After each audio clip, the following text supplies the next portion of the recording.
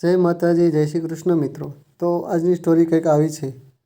મારી દીકરીના લગ્ન હતા અને તે ફાર્મ હાઉસની રોશની એવી ચમકી રહી હતી કે જાણે દિલ્હીની આખી રાત બસ તે એક જ જગ્યાએ ઉતરી આવી હોય.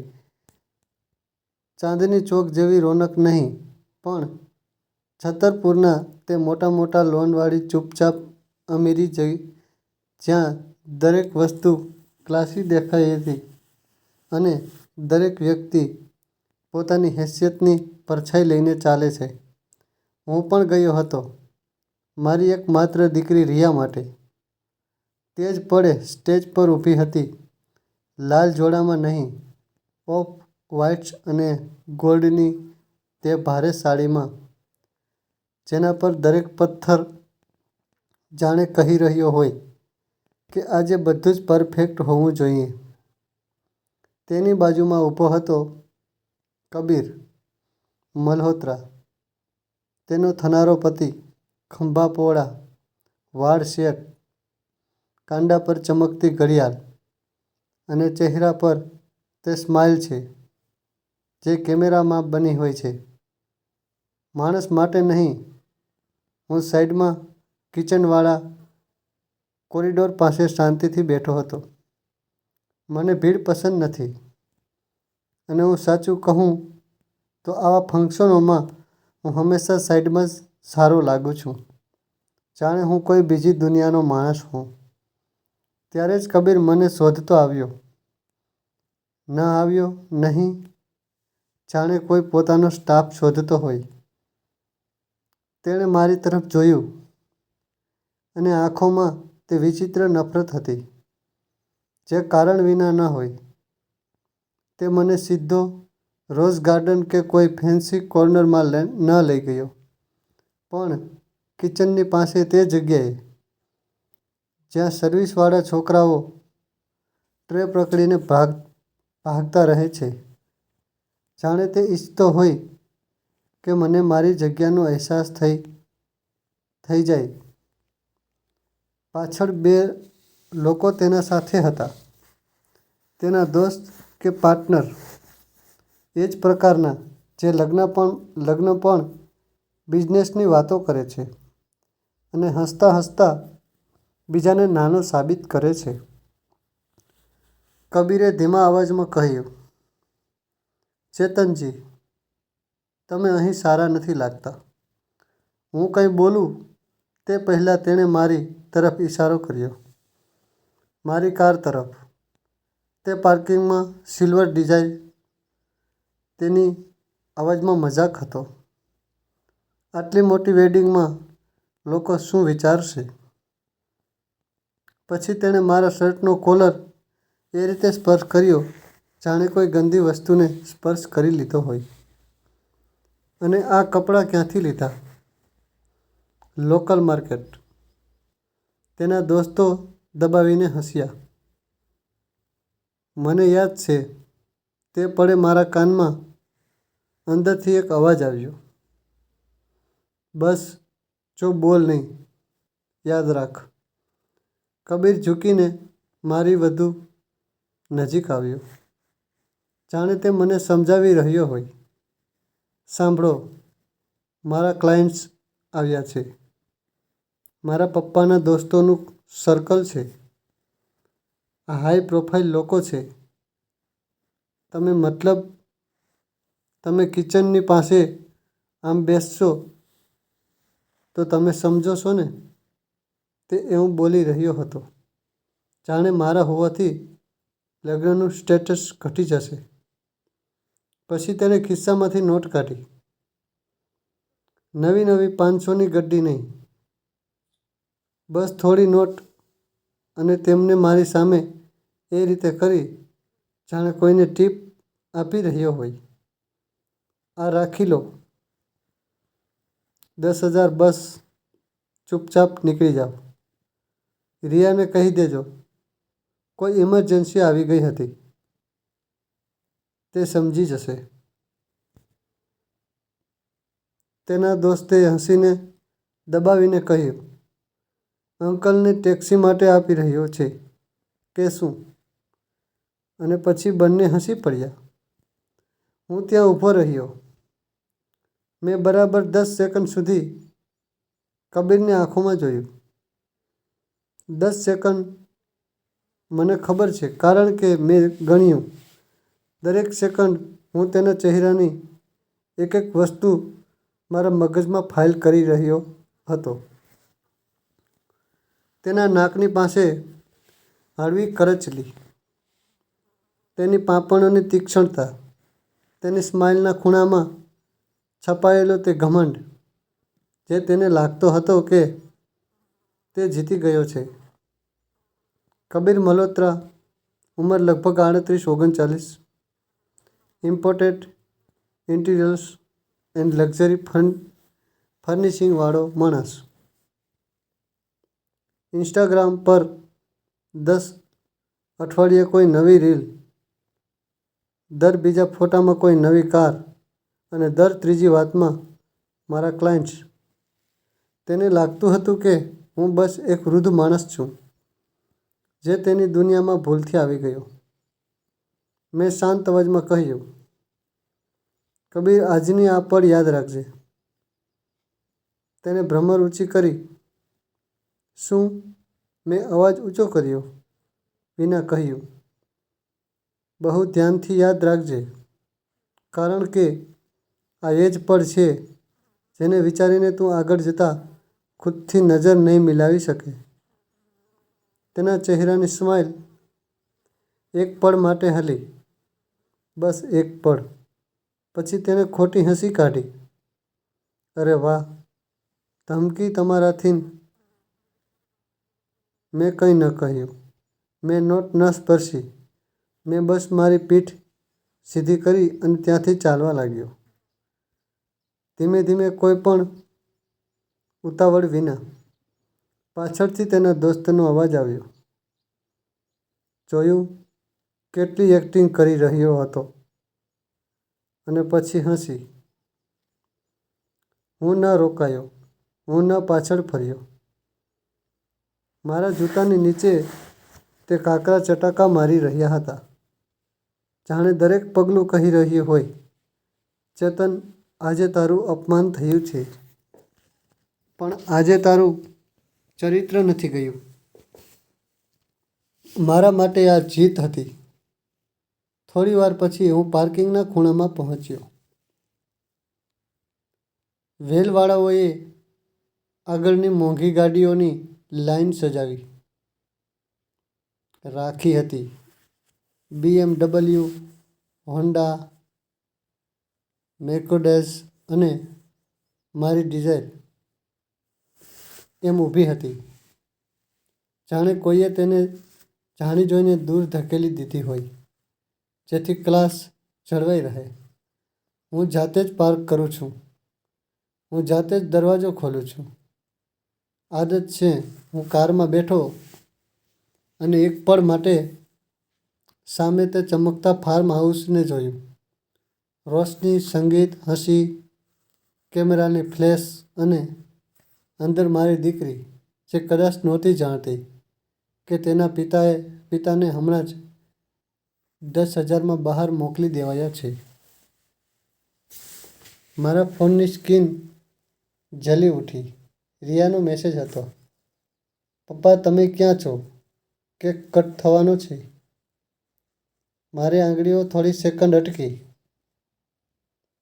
હું સાચું લખી દઉં. તારો પતિ મને ગરીબ કહીને બહાર કાઢી રહ્યો છે.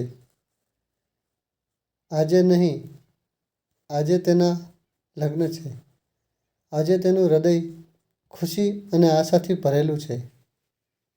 હું તેના દિલમાં ઝેર નથી નાખવા માંગતો. મેં ટાઈપ કર્યું, બેટા, અચાનક ઇમરજન્સી આવી ગઈ. નીકળવું પડ્યું. તું ખુશ રહેજે. હું તને ખૂબ પ્રેમ કરું છું. 3 ડોટ્સ આવ્યા, પછી ગાયબ થઈ ગયા. પછી કંઈ નહીં. મારી છાતીમાં કંઈક ભારે થયું, પણ મેં તેને દબાવી દીધું. મેં કાર સ્ટાર્ટ કરી. એન્જિનનો અવાજ એ જ જૂનો, ભરોસાપાત્ર. જેમ મારું જીવન સાદું, શાંત અને લોકોને ઓછું લાગવાવાળું. હું ફાર્મ હાઉસથી નીકળી ગયો. રસ્તામાં મેં રેડિયો ન ચલાવ્યો. હું બસ રસ્તાની લાઈટ જોતો રહ્યો અને મનમાં એક વાત ઘૂમતી રહી. કબીરને મારા પર ઘમંડ નહોતો. કબીરને મારા ગરીબ હોવાનો નહીં, મારા ઇજ્જતથી ડર હતો. તે ઈચ્છતો હતો કે હું નાનો બની જાઉં, જેથી મારી દીકરી પણ પોતાના પિતાથી શરમાઈ જાય અને તે શરમના પછી તેને જેમ ઈચ્છે તેમ વાળી શકે. ઘરે પહોંચતા પહોંચતા રાત ઊંડી થઈ. નોઈડા ગાઝિયાબાદવાળી તરફ મારી નાનકડી કોલોની. એક સાદું સરખું ઘર. ન કોઈ ગાર્ડ, ન કોઈ મોટો ગેટ, ન કોઈ નામની પ્લેટ. બસ એક શાંત જગ્યા જ્યાં હું વર્ષોથી શાંતિથી રહ્યો છું. મેં અંદર જઈને જૂતા ઉતાર્યા, હાથ ધોયા અને સીધો મારા નાના વર્કશોપ રૂમમાં જતો રહ્યો. મારા માટે આ જગ્યા મંદિર જેવી છે. દિવાલો પર જૂનો રેડિયો, કેટલીક વિન્ટેજ ઘડિયાળો, કેટલાક જૂના મિકેનિકલ વોચના સ્પાર્ક, નાના નાના સ્ક્રૂડ્રાઈવર અને પિત્તળની હળવી ખુશ્બુ. મેં એક જૂની ઘડિયાળ ઉઠાવી, જેનો કાંટો ગયા અઠવાડિયેથી અટકી રહ્યો હતો. મારા હાથ કામ કરવા લાગ્યા અને મારું મગજ પાછળ જતું રહ્યું. પહેલી વાર કબીર અહીં આવ્યો હતો, લગભગ 2 વર્ષ પહેલાં. રિયા તેને ડિનર પર લાવી હતી. મેં ગ્રીલ પર ટિક્કા બનાવ્યો હતો, થોડુંક પનીર અને રિયાને પસંદ આવે તેવી ખીર. હું ઈચ્છતો હતો કે તે ઘર જેવી મહેસૂસ કરે. કબીરે દરવાજો પાર કરતા ઘરને એ રીતે જોયું જાણે તે કોઈ પ્રોપર્ટીનો રેટ કાઢી રહ્યો હોય. દિવાલો, સોફા, કિચન બધા પર નજર તારીફ કરી, પણ તેની તારીફમાં પણ કટાક્ષ હતો. સારું છે, સિમ્પલ. સિમ્પલ તેણે એમ બોલ્યો હતો જાણે સસ્તું કહી રહ્યો હોય. જ્યારે તેઓ જવા લાગ્યા, હું દરવાજા પાસે ઊભો હતો. મેં તેને ડ્રાઈવેમાં રિયા સાથે ધીમે બોલતા સાંભળ્યો. તારા પપ્પા એમ રહે છે જાણે કોઈ ચોકીદાર રહેતો હોય. રિયાએ કંઈ ન કહ્યું, બસ હસવાની કોશિશ કરી. તે હસી આજે પણ મારા કાનમાં ખૂંચે છે. પછી દિવાળી આવી. કબીરના ઘરે બોલાવવામાં આવ્યું. તેમનો વિસ્તાર, મોટા મોટા બંગલા, ગેટની બહાર પ્રાઇવેટ સિક્યોરિટી, અંદર એટલું ચમકદાર ફર્નિચર કે લાગતું હતું માણસ નહીં, શોરૂમમાં ચાલી રહ્યો છે. તેના પિતાએ હાથ મિલાવ્યો, એ રીતે જાણે મજબૂરી હોય. તેની માતાએ સ્માઇલ પણ ન આપી અને કબીર મને એક ગિફ્ટ આપ્યું, એક કિતાબ, 30 દિન મેં કરોડપતિ બનીએ, 30 દિવસમાં કરોડપતિ બનો. અંદર તેણે જાતે લખ્યું હતું, ચેતનજી, સપના જોવા માટે ઉંમર નથી હોતી. બધા હસી પડ્યા. તેના પપ્પાએ વિસ્કીનો ઘૂંટ લેતા મોટેથી હસ્યા અને રિયાએ પણ હળવી સ્માઇલ આપી. પણ તેની આંખોમાં કંઈક તૂટ્યું. શરમ હતી અને કદાચ અપરાધ ભાવ પણ. મેં કિતાબ રાખી લીધી. વાંચી નહીં, ફેંકી પણ નહીં. કેટલીક વસ્તુ યાદ કરવા માટે રાખવામાં આવે છે. સૌથી તીખો પળ રિયાના જન્મદિવસનો હતો. સાયબર હબમાં પાર્ટી.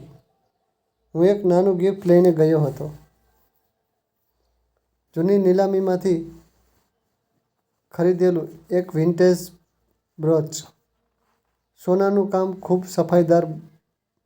મને ખબર હતી રિયાને પસંદ આવશે. કબીરે એન્ટ્રી પર મને રોકી દીધો. બહારથી સ્માઇલ, અંદરથી કૂંચણ. તેણે એમ કહ્યું કે આસપાસના બેઠેલા લોકો પણ સાંભળી લે. આ વખતે ફૂલો માટે થોડા પૈસા તો લાવ્યા હશો. અમે કોઈ ચેરિટી નથી ચલાવતા. મને યાદ છે. સામે રેસ્ટોરન્ટની હોસ્ટેજે નજર નીચી કરી લીધી હતી. પાસેની ટેબલ પર બેઠેલા બે લોકો અસહજ થઈ ગયા હતા. મેં કંઈ ન કહ્યું. હું એક કલાક રહ્યો. મારી દીકરીને ગળે લગાવી, સ્માઇલ આપી અને નીકળી આવ્યો. તેણે રાત્રે મેં સમજી લીધું હતું, આ ઇન્સલ્ટ અચાનક નથી. આ એક પેટર્ન છે. કબીર ધીરે ધીરે મારી દીકરીને મારા વિરુદ્ધ કરી રહ્યો છે. મારી સાદગીને મારી નબળાઈની જેમ રજૂ કરી રહ્યો છે, જેથી રિયાને લાગે કે તેના પિતા તેના નવા સ્ટેટસને લાયક નથી. અને આજે લગ્નમાં તેણે છેલ્લી ચાલ ચાલી લીધી. મારી આંગળીઓ તે ઘડિયાળની અંદરના નાના નાના સ્પાટ પર હતી અને અચાનક ઘડિયાળની ટીક ટીક ચાલુ થઈ ગઈ. જાણે તે ઠીક થઈ ગઈ હોય. હું એક પળ માટે થોભ્યો. ક્યારેક ક્યારેક હાથ આપોઆપ ઠીક વસ્તુ પકડી લે છે. જ્યારે મગજ કોઈ બીજી કોયડાને ઉકેલી રહ્યું હોય. મેં ઘડિયાળ રાખી. મેં લેપટોપ કાઢ્યું, સ્ક્રીન ઓન કરી અને પહેલીવાર મેં કબીરને માત્ર જમાઈ નહીં, એક ફાઇલની જેમ જોયો. મેં તેના બિઝનેસનું નામ સર્ચ કર્યું, તેનું રજિસ્ટ્રેશન, તેના MCA, ROC ના document, GST number, import export સાથે જોડાયેલી વસ્તુઓ. જેટલું પબ્લિકમાં મળી શકે તેમ હતું. એટલું. હું કોઈ જાસૂસ નથી, પણ હું આખી જિંદગી એક વાત શીખતો આવ્યો. જે માણસ બહારથી બધું બહુ ચમકે, તેની પાછળ અવારનવાર બહુ કંઈક ઉધાર હોય છે. 3 કલાક હું ચૂપચાપ વાંચતો રહ્યો અને જે દેખાયું તે ઇન્ટરેસ્ટિંગ નહોતું, તે ખતરનાક હતું. કબીરનું સામ્રાજ્ય રેતી પર નહીં, દેવા પર ઊભું હતું. મોટું દેવું, બેંકની ઓવરડ્રાફ્ટ લિમિટ, સપ્લાયરના પેમેન્ટ અટકેલા અને 2-3 લીગલ નોટિસ જેના જવાબ બસ સમય પસાર કરવા માટે અપાયા હતા. કેટલીક જગ્યાએ મોડેથી GST પેમેન્ટનો હિસાબ પણ ગડબડ દેખાઈ રહ્યો હતો. એટલે કે બહારથી લક્ઝરી, અંદરથી નબળો પાયો. મેં લેપટોપ બંધ કર્યું. પછી મેં ફોન કાઢ્યો. તે જ પળે તે ફાર્મ હાઉસ યાદ આવ્યું, જ્યાં કબીર મને નોટ પકડાવી રહ્યો હતો. 10,000 બસ નીકળી જાવ. મેં બેંક એપ ખોલી. લોગિન, OTP, પછી સ્ક્રીન બંધ. સ્ક્રીન પર નંબર. મેં તેને જોયો. બહુ લાંબા સમય સુધી ₹3,43,00,000. છેલ્લા 43 પૈસા હંમેશા મને હસાવી દે છે. તે કોઈ ડિવિડન્ડનું રાઉન્ડિંગ હતું. નાના લોકો માટે 43 પૈસા કંઈ નહીં, પણ મારા માટે તે યાદ અપાવે છે કે પૈસો માત્ર દેખાડો નહીં, હિસાબ હોય છે. કબીરને હિસાબ નહોતો આવડતો, તેને માત્ર ઇમેજ આવડતી હતી. હું ઉઠીને બારી પાસે ગયો. બહાર રસ્તો શાંત હતો અને મારી અંદર કંઈક ખૂબ શાંત, ખૂબ ઠંડુ, ખૂબ ચોખ્ખું બની ચૂક્યું હતું. આ ગુસ્સો ન હતો, આ નિર્ણય હતો. હું બદલો લેવા જઈ રહ્યો ન હતો. હું બસ સચ્ચાઈને તેનું બિલ પકડાવવા જઈ રહ્યો હતો. કારણ કે જે માણસ મારી દીકરી સામે મારા સન્માનને કચડી શકે છે, તે કાલે મારી દીકરીને પણ કચડી નાખશે. અને તે દિવસે હું ખામોશ નહીં રહું. મેં ફોનમાં એક નંબર શોધ્યો. સુરેશ ભાટિયા, મારો જૂનો સીએ. 15 વર્ષથી મારો ભરોસો. તે જ જાણે છે કે હું જેવો દેખાવ છું તેવો છું નહીં. તેણે બીજી રિંગે ફોન ઉપાડ્યો. ચેતનજી, આટલી રાત્રે? મેં ધીમે કહ્યું. સુરેશ, મને એક કોર્પોરેટ લોયર જોઈએ છે. ખૂબ સારો, જે એક્વિઝિશન, ડેટ રેસ્ક્યુરિંગ અને એવા મામલા સંભાળતો હોય, જ્યાં સામેવાળો ખૂબ ચાલાક હોય. બીજી તરફ થોડી સેકન્ડ ચૂપી રહી. બધું ઠીક છે ને? મેં મારો અવાજ શાંત રાખ્યો. બધું ઠીક છે. મારે બસ એક ખૂબ જ પર્સનલ ઇન્વેસ્ટમેન્ટ કરવું છે. મેં શ્વાસ લીધો, પછી જોડ્યું. અને મને એક એવો માણસ પણ જોઈએ જે સચ્ચાઈ શોધી કાઢે, અવાજ કર્યા વિના. જે લોકો છુપાવવા માગે છે તે પણ. તો મિત્રો, ચેનલને સબસ્ક્રાઈબ કરી નાખજો. આ વખતે ચૂપ્પી વધુ લાંબી હતી. પછી સુરેશ ખૂબ ધીમેથી કહ્યું, ચેતનજી, તમે જે માંગી રહ્યા છો તે સાધારણ નથી. મેં અંધારામાં હળવી સ્માઇલ દબાવી. સાધારણ તો મેં પણ બહુ કર્યું. સુરેશ, હવે બસ હિસાબ કરવાનો છે. ફોન કટ થયો. પણ મારા મગજમાં એક લાઈન સ્પષ્ટ સળગી રહી હતી. કબીરે મને લગ્નમાંથી બહાર કાઢ્યો હતો. હવે હું તેને તેની અસલી દુનિયાના દરવાજા પર ઊભો કરવાનો હતો. અને આ વખતે બહાર જવા માટે નોટ નહીં, સચ્ચાઈની સીડી આપવામાં આવશે. સવારની આઝાન અને મંદિરની ઘંટડી વચ્ચેનો તે સમય હતો જ્યારે શહેર અડધું જાગે છે અને અડધું સૂતું રહે છે. હું રાતભર સૂતો નહોતો. ઊંઘ આવે પણ કેવી રીતે? જ્યારે મારા ઘરની દિવાલો મને ચૂપચાપ કહી રહી, તું જો આજે પણ ચૂપ રહ્યો તો કાલે તારી દીકરીની આંખોમાં તું નાનો થઈ જઈશ અને તેનો પતિ મોટો. હું ચાના કપની સામે બેઠો હતો, પણ ચા ઠંડી થઈ ચૂકી હતી. મારી અંદર કંઈ પણ ઠંડુ ન હતું, બસ શાંત હતું. એક ઊંડી ચોખ્ખી શાંતિ. એવી શાંતિ જે કોઈ તોફાન પહેલાં આવે છે. 9:30 વાગ્યે સુરેશ ભાટિયાનો ફોન આવ્યો. ચેતનજી, તમે નીકળી શકો છો? મેં પૂછ્યું. ક્યાં? Naida, sector bye see. એક લો ઓફિસ છે. વકીલ સાહેબ ખૂબ સ્ટ્રોંગ છે. કોર્પોરેટ બેકિંગ, ડેપ્ટ બધું જુએ છે. મેં માત્ર ઠીક છે કહ્યું. હું મારી ડિઝાયરમાં બેઠો અને નીકળી પડ્યો. રસ્તાઓ પર એ જ દિલ્હી એનસીઆર વાળી ભાગદોડ. કોઈના માટે આ માત્ર ટ્રાફિક છે. મારા માટે આ એક યાદ આપનારી વસ્તુ હતી. દુનિયા બધાને સમાન રીતે નથી જોતી. અહીં ચમક તમને સુરક્ષિત સમજાવે છે અને સાદગી તમને નબળા. ઓફિસ એક ગ્લાસ બિલ્ડિંગમાં હતી. રિસેપ્શન પર નામ જણાવ્યું.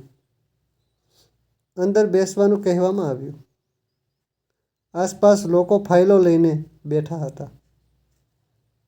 કોઈના ચહેરા પર ગભરાહટ, કોઈ પર આશા. હું શાંત બેઠો હતો. થોડી વાર પછી દરવાજો ખુલ્યો. એક માણસ બહાર આવ્યો. લગભગ 45-46 વર્ષનો. સાદો સફેદ શર્ટ, ઘેરા રંગનું પેન્ટ, આંખો પર પાતળા ફ્રેમના ચશ્મા અને બોલતા પહેલાં સાંભળવાની આદત. ચેતન શર્માજીએ. હું અજય વર્મા. તેણે હાથ મિલાવ્યો. મજબૂત પણ ઘમંડી નહીં. અંદર કેબિનમાં 3 ખુરશીઓ હતી. એક પર સુરેશ બેસતો હતો અને ટેબલ પર એક પાતળી ફાઇલ, જેના પર કોઈ કંપનીનું નામ નહોતું. બસ પેન્સિલથી લખ્યું હતું કે અજયે સીધું પૂછ્યું, તમે કયા પ્રકારની મદદ ઈચ્છો છો? મેં ખૂબ હળવાશથી કહ્યું, મારે મારા જમાઈનું સચ જાણવું છે. સુરેશે પોતાની ખુરશી થોડી આગળ ખેંચી. તે બિઝનેસમાં છે, દેખાડો બહુ કરે છે. પણ મેં તેની વાત કાપી નહીં, બસ જોડ્યું. કાલે મારી દીકરીના લગ્નમાં તેણે મને 10,000 રૂપિયા પકડાવીને નીકળી જવાનું કહ્યું, કારણ કે હું તેની ઇમેજનો લાયક નહોતો. અજય 1 સેકન્ડ માટે મને જોયો, પછી ભાવ બદલ્યા. વિના બોલ્યા, ઠીક છે, હવે આપણે ઇમોશનને સાઈડમાં મૂકીને ફેક્ટ્સ પર ચાલીએ. બસ આ જ વાત મારે જોઈતી હતી. ઇમોશન મારી દીકરી માટે હતો, ફેક્ટ્સ મારા માટે. તેણે લેપટોપ ગુમાવ્યું. તમે જે બેઝિક સર્ચ કર્યું હતું તે સાચી દિશામાં છે. ROC MCA રેકોર્ડમાં તેની કંપનીના ડિરેક્ટર, સ્ટ્રક્ચર, ચાર્જીસ અને કેટલાક ફાઇનાન્શિયલ પેટર્ન દેખાઈ રહ્યા છે. સુરેશે કહ્યું, ચેતનજી, આ જે ODCC લિમિટ છે ખૂબ હાઈ છે અને રિપેમેન્ટનો ટ્રેક રફ છે. મેં પૂછ્યું, સીધું કહો. તે ડૂબેલો છે. અજયે ખૂબ શાંત રીતે કહ્યું, ડૂબેલો નથી હજી, પણ તેની નાવમાં નીચેથી કાણું છે અને તે ઉપરથી રંગ પોલિશ કરી રહ્યો છે જેથી કોઈ કાણું ન જુએ. પછી અજય એક શબ્દ બોલ્યો જે મારા માટે નવો નહોતો, પણ તે દિવસે ભારે લાગ્યો. લવરેજ. કબીરની લાઈફસ્ટાઈલ તેના રેવન્યુથી નહીં, તેના ઉધારથી ચાલી રહી છે. અને આવા લોકોમાં એક વસ્તુ કોમન હોય છે, તેમની સૌથી મોટી નબળાઈ. તેમનું રેપ્યુટેશન હોય છે, કારણ કે બેંક પર, ક્લાયન્ટ્સ પણ, સપ્લાયર્સ પણ, બધા ભરોસા પર ચાલે છે. ભરોસો તૂટતા જ બધું તૂટી જાય છે. હું ખુરશીની પીઠ પર ટેકાયો તો પ્લાન. અજયે પેન્સિલ ઉઠાવી અને એક લાઈન ખેંચી. પ્લાન એ નથી કે તમે જેનું તોડો. પ્લાન એ છે કે તમે તમારી દીકરીને બચાવો અને સાથે તેને આ શીખવો કે રિલેશનશિપમાં પૈસો અને કંટ્રોલ કેવી રીતે હથિયાર બને છે. સુરેશ મારી તરફ જોયું. ચેતનજી, તમારે 2 વસ્તુઓ કરવી પડશે. પહેલી, ચૂપચાપ ડોક્યુમેન્ટ દરેક વસ્તુ, વાતોનો રેકોર્ડ, પેમેન્ટ્સ, જો કોઈ ધમકી આવે, મેસેજ આવે. કારણ કે કાલે જો તે તમારા ઉપર કંઈ ખોટો કેસ કરી દે, માનહાનિ, હેરેસમેન્ટ, કંઈ પણ, તો તમારી પાસે ફેક્ટ્સ હોવો જોઈએ. મેં માથું હલાવ્યું. અને બીજી, અજયે કહ્યું, આપણે તેના બિઝનેસના અસલી ટેસ્ટ પોઇન્ટ્સ શોધીશું.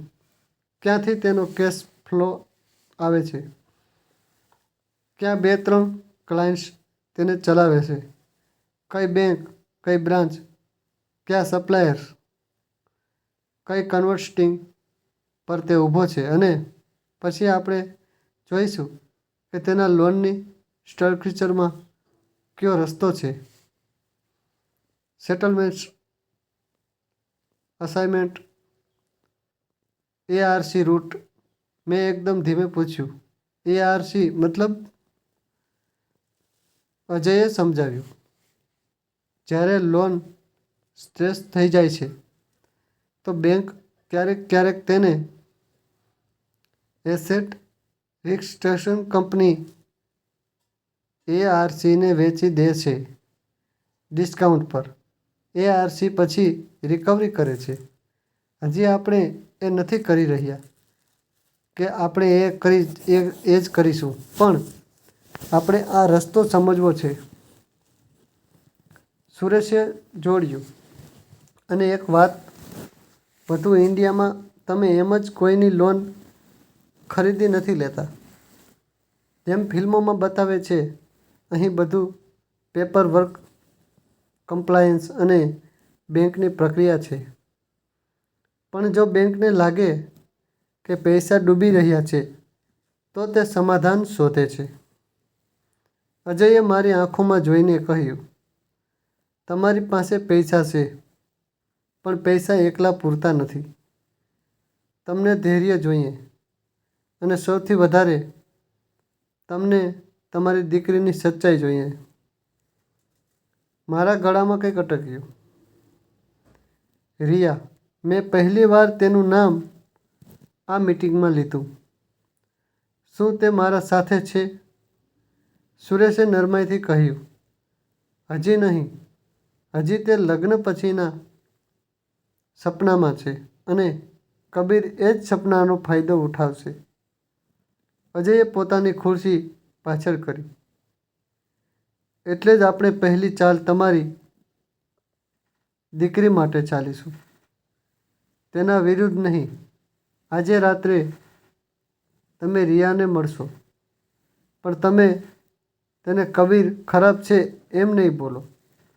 તમે બસ એક જ સવાલ પૂછશો. કયો? અજયે કહ્યું. તમે તેને કહેશો, રિયા, કાલે કબીર મને કિચનવાળા કોરિડોર પાસે બોલાવ્યો હતો. તેણે મને કંઈ કહ્યું હતું. તને દર્દ નહીં આપવા માગતો, એટલે હું માત્ર પૂછી રહ્યો છું. શું તું ઈચ્છે છે કે હું તારા ઘરે આવવાનું ઓછું કરી દઉં?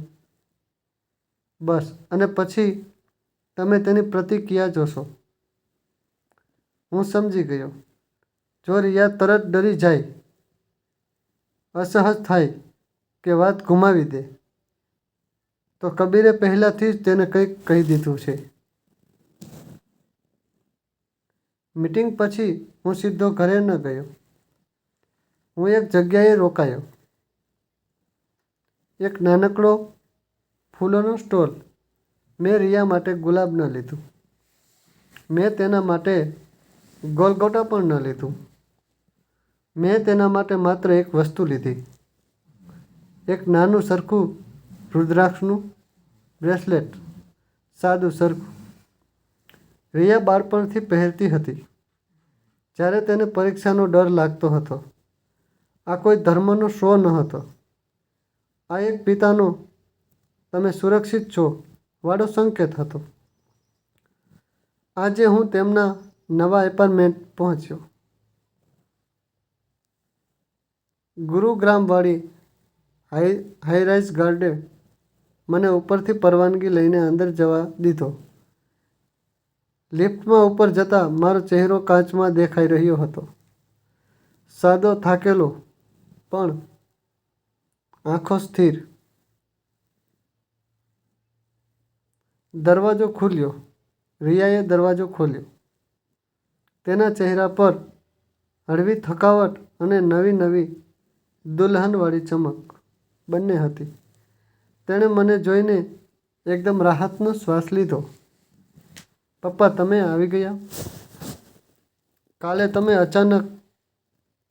હું હસી પડ્યો. બેટા, થોડીક ઇમરજન્સી હતી. ચાલ બેસીએ. મિત્રો, સ્ટોરીને શેર કરજો. અંદર કબીર સોફા પર બેઠો હતો.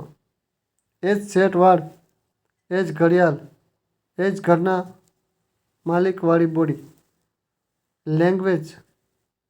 તે ઉઠીને હાથ ન મિલાવ્યો, બસ માથું હળવું હલાવ્યું. અરે આપ? તેની અવાજમાં એ જ નકલી સન્માન.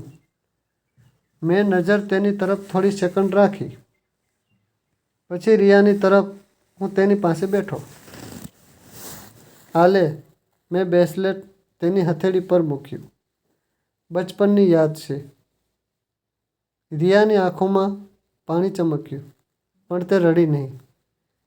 પપ્પા, કબીરે વચ્ચે ઘૂસીને કહ્યું. ખૂબ સ્વીટ. વેસીએ પપ્પા, હવે બધું નવું છે. અમારે અમારી લાઈફ સેટ કરવી છે. તમે સમજો છો ને? થોડી સ્પેસ. તેની વાત સ્પેસ પર નહીં, કંટ્રોલ પર હતી. મેં માથું હલાવ્યું. હા બેટા, એટલે જ તો હું વાત કરવા આવ્યો છું. કબીર થોડો ચોક્કન થઈ ગયો. હું રિયા તરફ ફર્યો. રિયા, કાલે કબીરે મને કિચનવાળા કોરિડોર પાસે બોલાવ્યો હતો. તેણે કંઈક કહ્યું. હું તને ડિસ્ટર્બ કરવા નથી માગતો, એટલે જ હું બસ પૂછી રહ્યો છું. મેં જાણી જોઈને શબ્દોમાં પસંદ કર્યા. શું તું ઈચ્છે છે કે હું તારા ઘરે આવવાનું ઓછું કરી દઉં? રિયાનો ચહેરો એક પળ માટે ખાલી થઈ ગયો, જાણે તેણે અંદર જ અંદર કોઈ અવાજ સાંભળી લીધો હોય. તેની આંખો કબીર તરફ ગઈ, પછી તરત નીચે. તેણે ખૂબ જલ્દી કહ્યું. ના, નહીં પપ્પા, તમે આમ કેમ બોલી રહ્યા છો? તમે મારા. તેની અવાજ ધ્રુજી, અને આ જ ધ્રુજારીમાં મારા દિલ ઓળખી લીધું. કબીરે પહેલાંથી જ તેને કંઈક સમજાવી દીધું છે. કબીર તરત બોલી પડ્યો. અરે નહીં પપ્પા, તમે ખોટું સમજી રહ્યા છો. મેં તો બસ કહ્યું હતું કે તમે થાકી ગયા હશો. આટલા ફંક્શનમાં. તે ખોટું બોલતા પણ હસી રહ્યો હતો. એ જ કેમેરા સ્માઇલ. રિયાએ પોતાની આંગળીઓ એકબીજામાં મરોડી. પપ્પા, સાચે માં કંઈ નથી થયું, પણ તેના કંઈ નથી. માં બધું જ છે. હું તે રાત્રે બહુ લાંબો સમય ન રોકાયો. મેં કોઈની સાથે લડાઈ ન કરી. મેં અવાજ ઊંચો ન કર્યો. હું બસ દરવાજા સુધી ગયો અને નીકળતી વખતે રિયાના માથા પર હાથ મૂક્યો. બેટા, બસ એકવાર યાદ રાખજે, જો ક્યારેય તને લાગે કે તને તારા જ ઘરમાં એકલતા મહેસૂસ થઈ રહી છે, તો તે એકલતા તારી ભૂલ નથી. અને તારું ઘર માત્ર આ ફ્લેટ નથી, તારા પિતા પણ છે. રિયાની આંખો ભરાઈ આવી. કબીરે તરત મોબાઈલ ઉઠાવીને કોઈને કોલ કરવાનું નાટક કર્યું, જાણે તેને ફરક જ ન પડ્યો. હું નીચે આવી ગયો. ગાડીમાં બેસતા જ સુરેશનો મેસેજ આવ્યો. ચેતનજી, અપડેટ. કબીરની કંપનીના 2 મોટા સપ્લાયર્સ છેલ્લા મહિનાથી પેમેન્ટ માટે પરેશાન છે, અને બેંકની એક બ્રાન્ચ મીટિંગમાં તેનું નામ વોચ લિસ્ટમાં આવ્યું છે. મારા હાથ સ્ટીયરિંગ પર જકડાયા. વોચ લિસ્ટ, આ શબ્દ મારા માટે ઘંટડી હતો. મેં અજયને કોલ કર્યો. તેણે તરત જ ઉઠાવ્યો. હા, મેં કહ્યું. રિયા ડરેલી છે. ખૂબ હળવાશથી. અજયનો અવાજ ઠંડો રહ્યો. મતલબ? કબીરે વાર્તા બનાવી દીધી છે. હવે આપણે વાર્તા નહીં, સાબિત બતાવીશું. કેવી રીતે? અજયે કહ્યું. કાલે સવારથી એક કામ શરૂ થશે. આપણે તેના બિઝનેસના 3 હિસ્સાને ટેક્સ કરીશું. બેંક, સપ્લાયર અને ટોપ ક્લાયન્ટ્સ અને તમે મારી દીકરી માટે એક સેફ્ટી નેટ તૈયાર કરશો. સેફ્ટી નેટ, હા. તેના નામ પર એક અલગ ફંડ, અલગ કેવાયસી, અલગ નોમિની સ્ટ્રક્ચર, જેથી જો કબીર તેની સેલેરી તેના એકાઉન્ટ્સ કે તેના ડિજિટલ એક્સરે પર હાથ નાખવા લાગે તો તે ફસાય નહીં. આ એડવાઇસ દરેક દીકરી દીકરા માટે છે. લવમાં પણ લિમિટ જરૂરી છે. મને લાગ્યું જાણે કોઈએ મારા દિલ પર હાથ મૂકીને કહ્યું હોય, હવે સાચું વિચારી રહ્યા છો. આગામી 3 દિવસ એક અલગ જ દુનિયા હતી. સુરેશ મારા સામે એક ચાર્ટ મૂક્યો. કબીરની કંપનીના જીએસટી રિટર્ન્સની ઇરેગ્યુલારિટી, કેટલાક B2B ઇન્વેસ્ટિંગ પેટર્ન અને વેન્ડર એન્જિન રિપોર્ટ. અજયે ROC ફાઇલિંગ્સ દેખાડી. ડિરેક્ટરના રિલેશન્સ, કોઈ જૂના કેસનું નિશાન અને એક સબસિડિયરીનું નામ જે વારંવાર બદલાઈ રહ્યું હતું. આ લોકો ટ્રેસ મિટાવે છે, અજય બોલ્યો. નામ બદલશે, LLP બનાવશે, પછી પીવીટી LTD, જેથી કોઈ પકડી ન શકે. મેં પૂછ્યું, તો આપણે શું કરીશું? અજયે કહ્યું, આપણે પકડીશું, દોડ્યા વિના. કારણ કે દોડવાવાળો થાકે છે અને બેસીને શતરંજ રમવાવાળો જીતે છે. એ જ રાત્રે જ્યારે હું મારા વર્કશોપ રૂમમાં બેઠો હતો, મારા ફોન પર એક અજાણ્યા નંબરથી કોલ આવ્યો. મેં ઉઠાવ્યો. સામે એક માણસનો અવાજ હતો, ભારે અને વૃક્ષ. ચેતન શર્મા, જી. તમે કબીર મોહન્ત્રાના શું થાવ છો? મારા અંદર એક પળ માટે વીજળી જેવું દોડ્યું. હું તેના સસરા છું. માણસે એક ઠંડી હસી હસી. સારું, તો તમે જ એ છો. સાંભળો, હું સીધી વાત કરું છું. તમારો જમાઈ અમને 3 મહિનાથી ગુમાવી રહ્યો છે. જો આ અઠવાડિયે પૈસા ન આવ્યા તો અમે તેની સપ્લાયસ રોકી દઈશું અને તેના લાયસન્સને પણ જણાવી દઈશું કે તે પેમેન્ટ નથી કરતો. હું ચૂપ રહ્યો. માણસે જોડ્યું, અને હા, એક વાત વધુ. આજે સાંજે તેણે અમને કહ્યું કે હવે તેના સસરા પૈસાદાર છે અને તે અર્જન્ટ અરેન્જ કરી દેશે. મારા હાથમાં ફોન કસાયો. કબીરે મારું નામ વાપર્યું. મારા પૈસાનો ખોટો ભરોસો આપીને પોતાના પાપને ઢાંકવાનો પ્રયત્ન કર્યો. મારા શ્વાસ ખૂબ ધીમા થઈ ગયા. મેં તે માણસને કહ્યું, તમે કોણ છો? નામથી શું કરશો? બસ એટલું સમજી લો. અમે તેના માટે સામાન નહીં, તેની ઇજ્જત સપ્લાય કરીએ છીએ. પેમેન્ટ નહીં તો ઇજ્જત નહીં. અને કોલ કટ થઈ ગયો. હું ત્યાં જ બેઠો રહ્યો. રૂમમાં ટીક ટીક કરતી ઘડિયાળનો અવાજ તેજ લાગી રહ્યો હતો. મારા મગજમાં એક જ વાત ઘૂમી. કબીર હવે માત્ર મારું અપમાન નહોતો કરી રહ્યો, તે મારી દીકરીના ભવિષ્યને એક ગેરંટી કાર્ડ બનાવી ચૂક્યો હતો.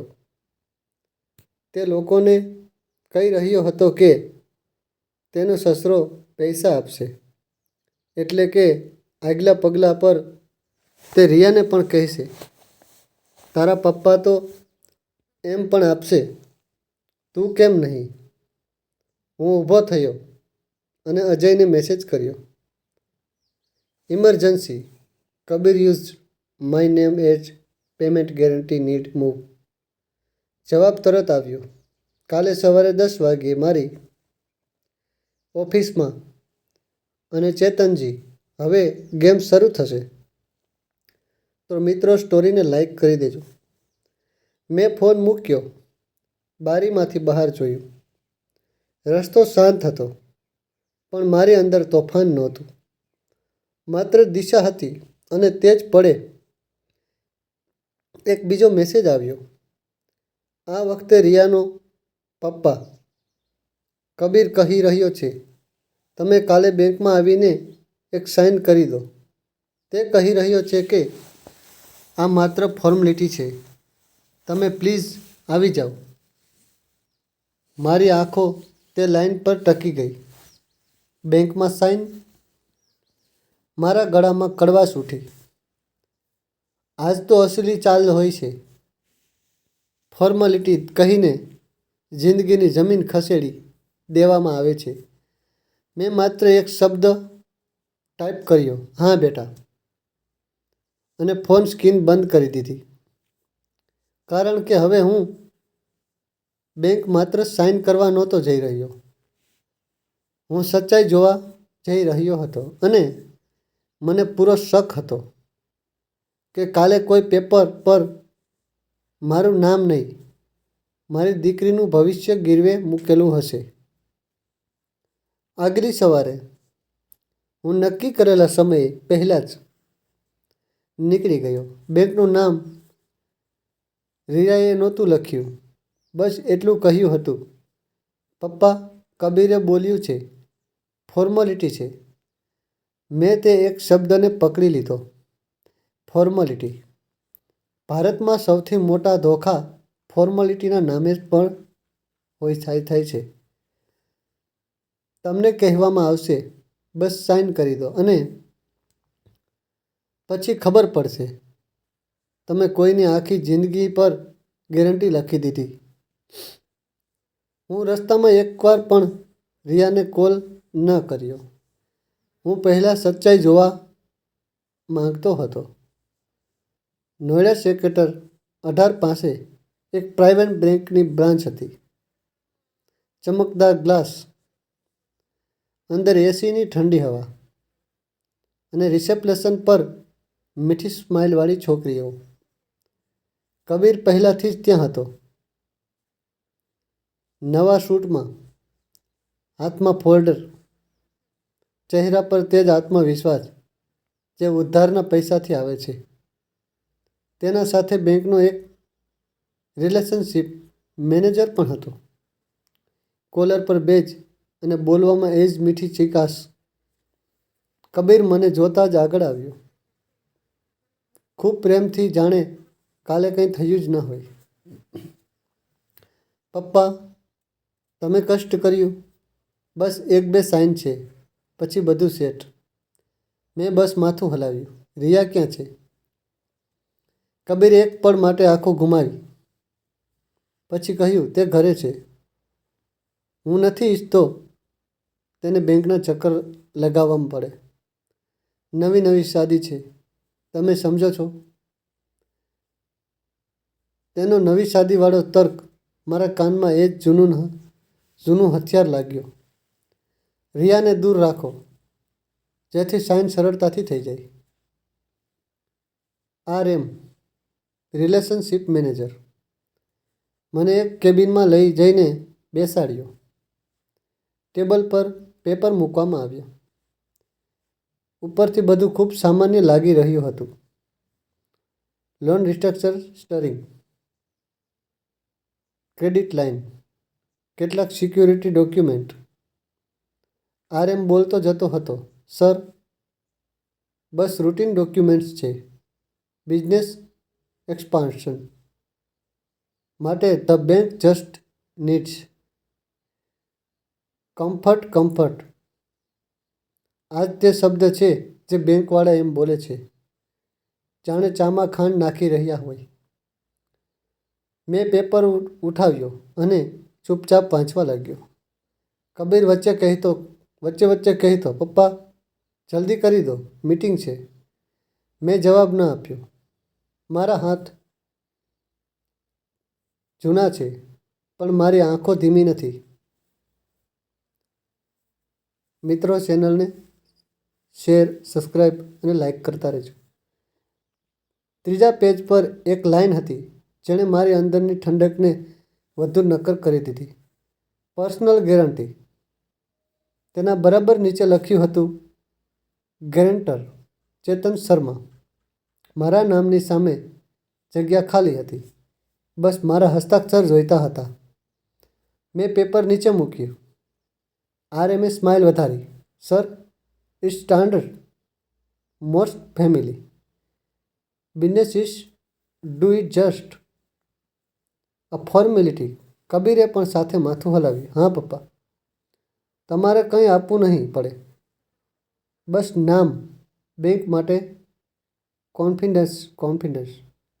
કાલે તમે મને 10,000 આપીને બહાર કાઢી રહ્યો હતો અને આજે મારા નામથી પોતાની બેંકને કોન્ફિડન્સ આપી રહ્યા છો. હું શાંત અવાજમાં બોલ્યો. જો આ ફોર્મેલિટી છે તો તમે કબીરની મા કે પિતા પાસેથી સાઇન કરાવી લેતા. કબીરનો ચહેરો એકદમ સખત થઈ ગયો. પપ્પા, તે લોકો હેલ્થ ઇસ્યુ અને એમ પણ તમે તો ફેમિલી છો. એ શબ્દ જે કંટ્રોલના સમયે સૌથી પહેલાં કાઢવામાં આવે છે. મેં RMની તરફ જોયું. તમારા કમ્પાઉન્ડર્સ ઓફિસર ક્યાં છે? RMની સ્માઇલ હતી. હલી, સર, વાઇટ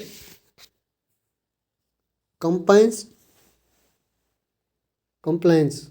કારણ કે હું સાઇનિંગ ઓથોરિટી નહીં, ગેરંટી આપી રહ્યો છું. અને ગેરંટીમાં હું દરેક ક્લોઝ સાંભળવા માંગુ છું. સાથે KYC અને ડિસ્ક્લોઝર પણ. RMએ પહેલીવાર મને ગંભીરતાથી જોયો. કબીરે ટેબલ પર આંગળી મૂકીને દબાણ બનાવ્યું. પપ્પા, તમે શું કરી રહ્યા છો? બધા લોકો જોઈ રહ્યા છે. મેં ધીમેથી કહ્યું. જોવા દો. પછી મેં ફોન કાઢ્યો અને અજય વર્માને કોલ લગાડ્યો. હું બેંકમાં છું. પર્સનલ ગેરંટીવાળો પેપર સામે છે. અજયનો અવાજ શાંત હતો. સાઇન ન કરશો. અને તેમની પાસેથી લેખિતમાં માંગો કે ગેરંટી ટ્રિગર ક્યારે થશે, લાયબિલિટી સ્કેમ્પ શું છે અને ડિફોલ્ટની ડેફિનેશન શું છે. મેં સ્પીકર પર રાખ્યો. RMના ચહેરાનો રંગ બદલાઈ ગયો. કબીરે ઝટકાથી બોલ્યો. પપ્પા, આ બધું ડ્રામા. મેં તેને વચ્ચે રોકી દીધો. ડ્રામા નહીં, હિસાબ, મેં RMને કહ્યું. હું હમણાં એક કોલ કરી રહ્યો છું. તમે કમ્પ્લાયન્સ બોલાવો. RM બહાર ગયો. કબીર ઝૂકીને મારી નજીક આવ્યો. તેની આંખોમાં હવે તે નકલી સ્માઇલ નહોતી, પણ તમે મારી ઇજ્જત ઉછાળી રહ્યા છો. આ બેંક છે. તમે મારા સામે મારા સ્ટાફને. મેં તેની આંખોમાં જોયું. કાલે તે મને કિચન પાસે બોલાવ્યો હતો. આજે મેં તને બેંક કેબિનમાં રોક્યો છે. ફરક બસ એટલો જ છે. કાલે તે અપમાન કર્યું હતું. આજે હું બચાવ કરી રહ્યો છું. કબીરનો જબડો કસાયો. તમને લાગે છે તમે ખૂબ સ્માર્ટ છો, મેં કહ્યું. સ્માર્ટ નહીં, જવાબદાર. ત્યારે RM સાથે એક બીજો માણસ આવ્યો. બ્રાન્ચ મેનેજર જેવો. તેણે બેસતા જ પૂછ્યું, sir, what seems to be the issue?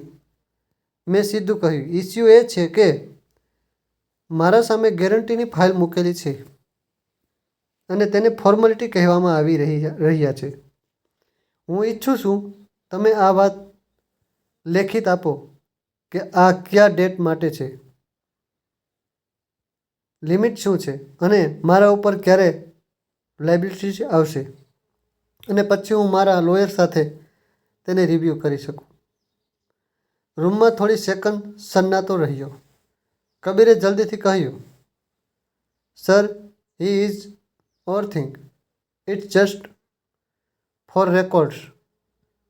મેનેજરે કબીરને જોયો. પછી મને તેણે પોલાઇટલી કહ્યું, sir, it is legally informality guarantee.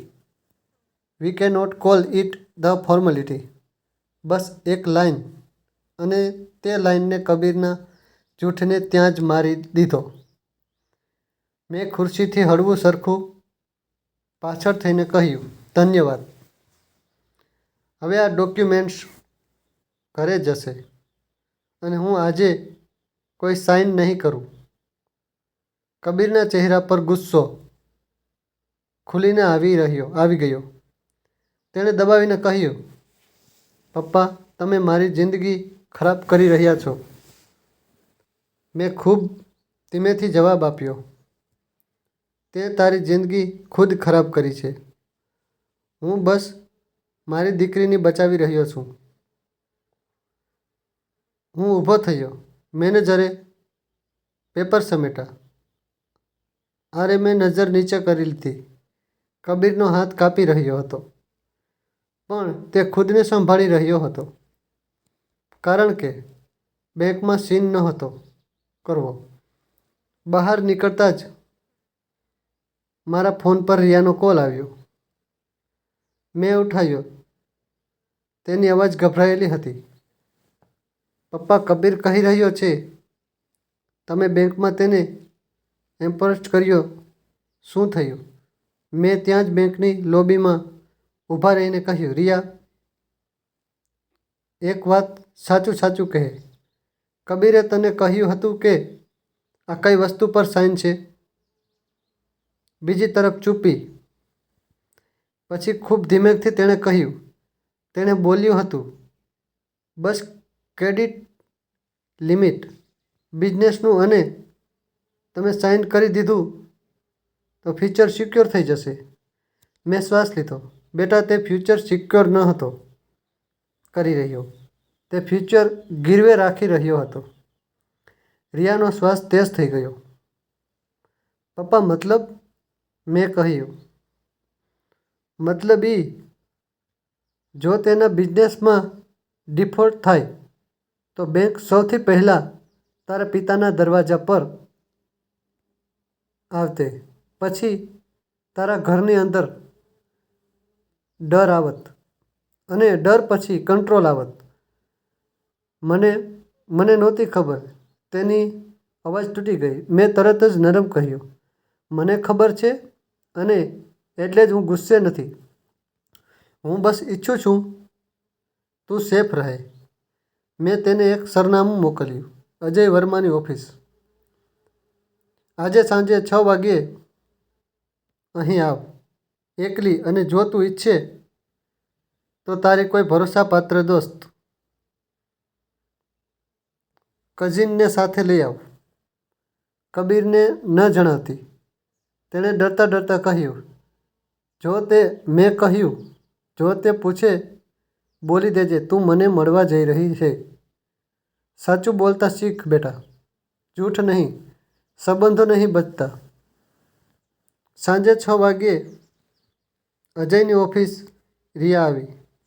તેની આંખો સૂજેલી હતી, જાણે તે દિવસભર રડી હોય, પણ તે હિંમત કરીને આવી. તેના સાથે તેની મામાની દીકરી નેહા પણ હતી. રિપોર્ટ માટે કબીર ન આવ્યો, અને આ જ સારું હતું. અજયે રિયાને પાણી આપ્યું. પછી સીધું કહ્યું, રિયાજી, હું તમને ડરાવવા માટે નથી બોલી રહ્યો. હું તમને જગાડવા માટે બોલાવી રહ્યો છું. રિયાએ ધીમેથી કહ્યું. પપ્પાએ જણાવ્યું, તે ગેરંટી? અજયે માથું હલાવ્યું. હા, અને માત્ર ગેરંટી નહીં, હજી 2 બીજા ખતરા છે. ક્યાં? અજયે એક કાગળ રાખ્યો. Digital control. તમારો આધાર લિંકડ મોબાઈલ કોના પાસે છે? તમારી બેન્કિંગ ઓટીપી કોના નંબર પર આવે છે? તમારા ઈમેલનું રિકવરી ક્યુ છે? રિયાનો ચહેરો સફેદ થઈ ગયો. કબીરે લગ્ન પછી કહ્યું હતું, અમે એક ટીમ છીએ અને તેણે મારો ઈમેલ પોતાના લેપટોપમાં એડ કરી દીધો અને બોલ્યો, ઓટીપી ફોરવર્ડ કરી દેજે. કન્વીનિયન્સ માટે અજય શાંત સ્વરમાં કહ્યું, કન્વીનિયન્સ નહીં, કંટ્રોલ. સુરેશ નરમાઈથી કહ્યું, બેટા, બહુ લોકો આ ભૂલ કરે છે. પ્રેમમાં બાઉન્ડ્રીઝિંગ ભૂલી જાય છે, પણ બાઉન્ડ્રીઝનો મતલબ પ્રેમ ઓછો થવાનો નથી હોતો. બાઉન્ડ્રીઝનો મતલબ સુરક્ષા હોય છે. રિયાની આંખોમાંથી આંસુ પડ્યું, પણ આ વખતે તે શરમના નહોતા, સમજણના હતા. મેં આગળ ઝૂકીને કહ્યું, બેટા, હું તને કબીરને છોડવા માટે નથી કહી રહ્યો. હું તને બસ સચ્ચાઈ જોવા માટે કહી રહ્યો છું. રિયાએ ધ્રુજતા અવાજમાં પૂછ્યું, અને જો તે સાચેમાં ફ્રોડ કરી રહ્યો છે? અજયે કહ્યું, તો કોન્સિક્વન્સિટી હશે, પણ તમારી સેફ્ટી ફર્સ્ટ. પછી તેણે એક પ્રેક્ટિકલ લિસ્ટ આપી. રિયાના નામ પર અલગ bank account, nominee update, salary એકાઉન્ટની એક્સેસ, માત્ર તેના પાસે ફોન, સિમ કાર્ડનો કંટ્રોલ, આધાર પિન કોપી સુરક્ષિત, અને કોઈ પણ ડોક્યુમેન્ટ પર વાંચ્યા વિના સાઇન નહીં. કોઈ જોઈન્ટ લોન નહીં, કોઈ બ્લેન્ક ચેક નહીં, કોઈ બસ સાઇન કરી દો નહીં. રિયા ચૂપચાપ સાંભળી રહી હતી, જાણે દરેક લાઈન તેની અંદર જૂઠાણાની જૂની પરતો તોડી રહી હોય. ત્યારે જ અજયનો જુનિયર અંદર આવ્યો અને કાનમાં કંઈક બોલ્યો. અજયે મારી તરફ જોયું. ચેતનજી, અપડેટ આવ્યું છે. કબીરને એક સપ્લાયરે લીગલ નોટિસ મોકલી દીધી છે અને બેંકે પણ ફર્ધર ડિસબર્સમેન્ટ હોલ્ડ કરી દીધું છે. મેં આંખો બંધ કરી તો શરૂ થઈ ગયું. નેહાએ ડરીને કહ્યું, હવે શું થશે? અજયે કહ્યું, હવે કબીર પેનિક કરશે અને પેનિકમાં માણસનો અસલી ચહેરો દેખાય છે. રાત લગભગ 10 વાગે મારા ફોન પર કબીરનો કોલ આવ્યો. મેં ઉઠાવ્યો. આ વખતે તેના અવાજમાં તે એરોગન્સ નહોતો.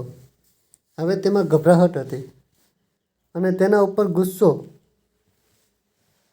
તમે શું કર્યું? બેંકે પૈસા રોકી દીધા. સપ્લાયર્સ ધમકી આપી રહ્યો છે. તમે ખુશ છો?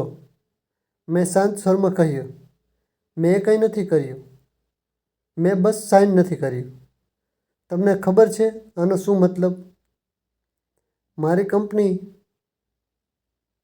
તેની અવાજ તૂટતા ફરી ઊભી થઈ. રિયાને કહ્યું, કહો કે તે પોતાની સેલેરી અકાઉન્ટ રિઝલ્ટ આપે. બસ ટેમ્પરરી. હું બધું સાંભળી લઈશ. હું સમજી ગયો. હવે તે રિયા પર જશે. મેં કહ્યું, કબીર, મારી દીકરી કોઈ એટીએમ નથી. કબીર ચીસ પાડી ઉઠ્યો. તો તમે શું ઈચ્છો છો?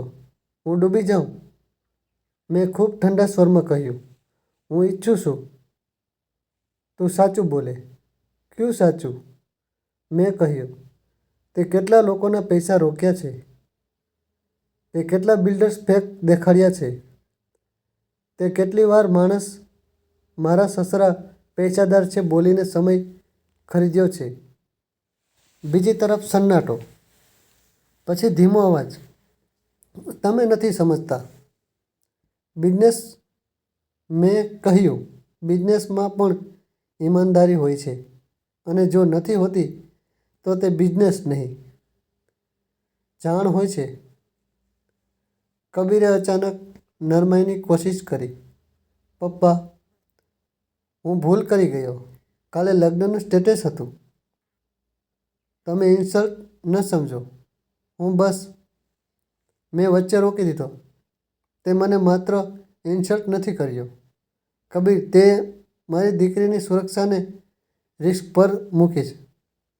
કબીર ફરી ગુસ્સામાં આવ્યો. તમે તેની સાઈડ લો છો એટલે તે મારી રિસ્પેક્ટ નથી કરતી. મેં કહ્યું, રિસ્પેક્ટ ડરથી નથી આવતી. અને કોલ કટ થઈ ગયો. બીજા દિવસે સવારે રિયા મારા ઘરે આવી. એકલી, કબીર વિના. તેના હાથમાં નાનકડો બેગ હતો. તેના ચહેરા પર થકાવટ હતી, પણ આંખોમાં પહેલી વાર ચોખાઈ હતી. જાણે કોઈએ તેને તેના જ રૂમની રોશની પાછી આપી હોય. પપ્પા, તેણે બસ એટલું જ કહ્યું અને મારા ગળે લાગી. હું કોઈ ફેમિલી ડાયલોગમાં ન ગયો. મેં બસ તેના માથા પર હાથ રાખ્યો. બેટા, બેસ બેટા. પહેલાં પાણી પી. તે બેઠી. પછી ખૂબ ધીમેથી બોલી.